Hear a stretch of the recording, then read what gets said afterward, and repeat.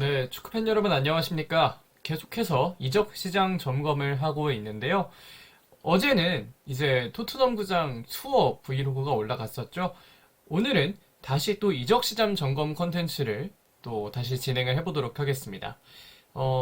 이 올라가는 과정에 대해서 조금 말씀을 드리면, 제가 원래는 이틀에 한 번 정도 컨텐츠를 올리는 것을 지향하고 있는데, 이 브이로그와 이적 시장 점검을 이틀에 한 번씩 올리면 영상의 개수가 너무 줄어들더라고요.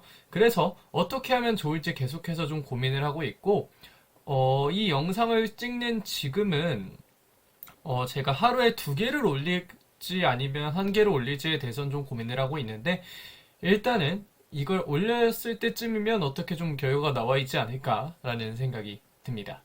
자, 그러면 광주FC 이적시장 점검 지금부터 시작해 보도록 하겠습니다. 일단 22인 엔트리를 봐야겠죠? 광주FC의 2022년 22인 엔트리는 다음과 같았습니다. 키퍼에 김경민과 이준이 있었고, 뭐 왼쪽에 이으뜸 조현석, 뭐 이민기, 뭐 조현석, 이상기 뭐 이렇게 있었는데요. 이러한 22인의 전체 가치는 847.5만 유로였습니다. 114.2억에 달하는 금액이었는데요. 지금 보시면 여기 뭐 김현훈, 김종우, 뭐 마이키, 헤이스 이런 빠지는 선수들이 많이 보이죠. 과연 어떤 선수가 빠졌고 어떤 선수가 들어왔는지 지금 한번 체크를 해보도록 하겠습니다. 네, 인과 아웃을 살펴볼 텐데요. 먼저 아웃부터 보겠습니다. 먼저 수비진에서는 김현훈 선수가 수원FC로 이적했습니다. 김종호의 경우에는 포항 스틸러스로 이적을 했고요. 헤이스와 마이키의 경우에는 각각 제주 유나이티드와 아마 브라질로 기억하는데 브라질로 이적을 하게 됐고요. 티모 선수가 센터백 자리에 김현훈을 대체해서 영입이 됐고, 미드필더에는 김종호가 빠진 자리에 인천의 이강현을 메울 것으로 좀 예측이 되는데요. 이강현의 건은 아직 확실하지는 않은 상황이기는 합니다. 네, 공격진에는 3명의 업데이트가 있습니다. 윙어인 아싸니 선수와 토마스 선수가 영입이 됐고요. 뭐 멀티플레이어로도 뛸 수 있는 신창무 선수 역시 윙포워드로 영입이 됐습니다. 아싸니와 토마스의 영입은 헤이스와 마이키의 이적을 대체한 것이라고 볼 수 있겠고요. 신창무 선수의 경우에는 이정효 감독이 상당히 원하는 선수 중에 한 명이었다라고 좀 알려져 있습니다. 자, 그렇게 해서 바뀐 22인, 2023년의 22인 스쿼드를 보면요. 김경민과 이준이 여전히 골키퍼 자리를 지키고, 이을등과 이민기가 왼쪽, 오른쪽에는 두현석과 이상기가 자리를 차지하고 있습니다. 센터백에는 티모, 안영규, 박한빈, 아론, 김재봉, 김승우 선수가 서고요.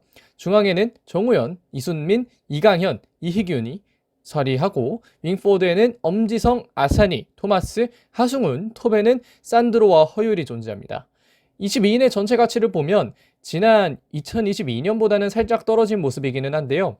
이게 떨어진 이유를 보면 K리그2에 있다 온 선수들의 가치는 제가 좀 낮게 평가를 하고 있다, 트랜스퍼 마케트가 라고 이전 대전 하나 시티즌 영상에서 좀 소개를 드린 바가 있는데, 그 역시 광주에 조금 더 함께 또 적용이 되고 있다라고 생각을 하시면 좋겠고요. 그러면 지금부터는 이 바뀐 또 변동된 부분에 대해서 좀 알아보도록 하겠습니다. 가장 첫 번째로 볼 것은 센터백 주전인데요. 티모 선수가 영입되면서 아무래도 주전 조합은 티모, 박한빈, 안영규로 좀 결정이 되지 않을까 싶습니다. 티모 선수는 상당히 좋은 커리어를 가지고 있는 선수입니다. 네덜란드 국가대표팀에 선발되기도 했을 정도로 티모 선수는 굉장히 좋은 능력치를 가지고 있기도 하고, 그에 따른 커리어도 굉장히 화려한 그런 선수인데요. 지난해 10월인가요? 9월 즈음에 이제 링뷰에 합류해서 6경기를 뛰었고, 6경기 동안은 대부분 풀타임을 소화해 줬습니다. 티모 선수는 킥력이나 수비력이나 상당히 좋은 능력을 많이 갖고 있기 때문에 정효볼에 상당한 다채로움을 더할 수 있을 것으로 보이고요. 기존의 핵심이었던 박한빈과 더불어 주장 안영규 선수가 올해에도 좋은 모습 보여준다면 광주의 성적, 이번에는 충분히 또 잔류를 할 수 있을 것이다 라고 또 예상을 감히 해볼 수 있을 것 같습니다. 넘어가서 센터백 서브는 뭐 다음과 같이 나왔는데요. 아론, 김재봉, 김승우는 지난해에도 뭐 준주전급 내지는 서브 자원으로서 상당히 좋은 활약들을 많이 보여준 선수들입니다. 아론도 이 본인의 가진 능력들을 통해서 상당한 빌드업의 강점을 지닌 광주를 만들어냈고, 김재봉도 좋은 안정감을 보여주면서 광주에 큰 힘을 더불어줬고요.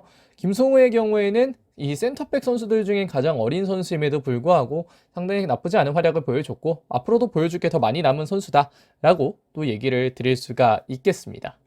자, 다음으로 넘어가서 중앙 미드필더 서브에 대해서 좀 보도록 할 텐데요. 중앙 미드필더 주전은 정호연과 이순민입니다. 정호연과 이순민은 지난해 상당히 좋은 콤비 플레이를 보여줬고 이 선수들이 보여주는 어떤 전술적인 움직임들이 이정효 감독의 축구에 상당히 잘 어울리는 그런 좋은 축구들을 많이 해줬기 때문에 이 주전 조합은 흔들리진 않을 것으로 보이는데요. 이강현이 만약에 합류하게 된다면 서브 자리는 한층 더 탄탄해질 것으로 보입니다. 특히 김종우라는 선수는 이정효 감독이 주로 사용하는 축구에서의 삼선 볼란치가 하는 역할과는 좀 다른 역할을 수행하는 선수죠.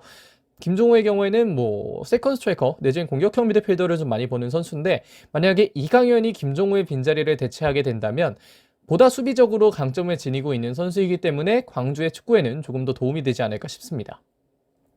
또한 이희균 선수는 지난해에도 보셨을 만큼 또 흐름을 바꿀 수 있는 좋은 서브 자원이기 때문에 이희균 선수의 합류 역시 기대할 만한 점이 충분히 존재한다라고 생각을 합니다. 합류가 아니죠. 이강인은 계속 있었으니까요. 어쨌든 그렇고요. 윙포드의 주전도 좀 변화를 했습니다. 엄지성은 그대로 있지만 아사니 선수가 들어왔는데요. 엄지성은 엄하게 키우면서 뭐라고 할까요? 이종효 감독이 딱 한 명을 짚고 이 선수에게 상당히 많은 무언가를 불어넣었다라고 한다면 그건 엄지성이 되지 않을까라는 생각이 됩니다. 이 파트너로 아사니 선수가 제기가 되고 있는데요. 엄지성 선수는 왼쪽에서 인버티드 윙어로 가운데로 들어오면서 때리는 슈팅이 좋다면 아사니는 오른쪽에서 중앙으로 들어오면서 때리는 이 왼발 감차가 상당히 좋은 선수입니다. 헝가리의 키스바르다에서 뛰었던 아사니 선수는 지난 여름에 시작했던 헝가리 리그에서 21경기 동안 3골과 5개의 도움을 기록한 선수인데요. 이 선수가 가마차기 능력이 상당히 좋은 선수인데 광주에서 매크로급 왼발 감차를 보여줄 수 있을지 한번 지켜보시면 좋을 것 같습니다. 자, 다음으로 넘어가서 윙포드 서브 역시 좀 바뀌었죠. 마이키가 빠졌고 헤이스가 빠지면서 토마스 선수가 서브 자리에 들어오게 됐습니다. 토마스는 지난 2022년 여름 즈음에 합류를 해서 샤페코엔시에서 15경기 동안 2골과 2개의 도움을 기록했는데요. 세리 B에서 나쁘지 않은 활약 보여줬고 그리스에서도 좋은 활약 보여준 만큼 본인이 애초에 가지고 있던 좋은 마무리 능력을 보여준다면 이 윙포워드 로테이션이 온전하게 돌아가면서 좋은 경기력을 광주가 유지할 수 있을 것으로 보이고요. 하승훈의 경우에는 영입을 한다고 해도 충분한 경쟁력을 가지고 서브 자리에서 로테이션 경쟁을 해줄 수 있는 선수이기 때문에 여전히 큰 도움이 될 수 있을 것 같습니다. 자, 여기까지가 이제 선수들의 변화에 대해서 살펴봤고 이제는 스쿼드 장점을 보도록 할 텐데요. 스쿼드의 장점 첫 번째는 지난해 정여볼의 핵심들을 거의 지킨 상황이라는 점입니다. 특히 수비진에서의 이탈이 적은 광주FC인데요.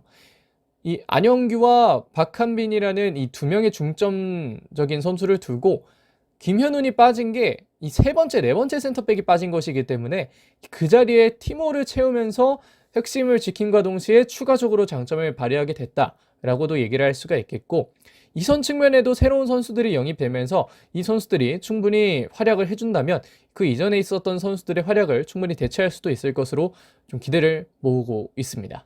마지막으로 스쿼드의 장점, 이정효죠. 존재만으로도 장점인 선수는 감독입니다. 이정효 감독은 제가 말하지 않아도 다른 분들이 특히 K리그2 광주의 어떤 지난해 축구를 보신 분들이라면 아시겠지만 정말 많은 강점을 지닌 감독이고 정말 이 감독이 나중에 조금 더 큰 팀을 맡게 된다면 그 팀은 정말 어떤 결과를 나타낼까라는 궁금증이 생길 정도로 이정효 감독은 상당히 좋은 감독인데요. 따라서 이정효 감독의 존재만으로도 광주FC는 장점을 지니고 있다라고 얘기를 드릴 수가 있겠습니다. 반면에 장점이 있으면 단점도 있겠죠. 단점을 보면 이선 선수에서 빠진 선수들이 꽤 중요한 선수들이었다는 겁니다. 헤이스, 마이키, 이미 이 선수들이 보여줬던 경기력이 꽤 괜찮았기 때문에 이 선수들이 빠졌다는 건 광주FC에게 타격이 아닐 수는 없는데요.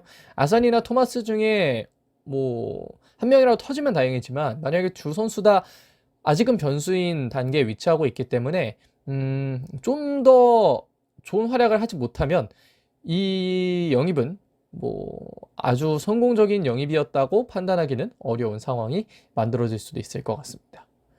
그리고 K리그 1에서 통할지 미지수인 선수단 문제도 있는데요.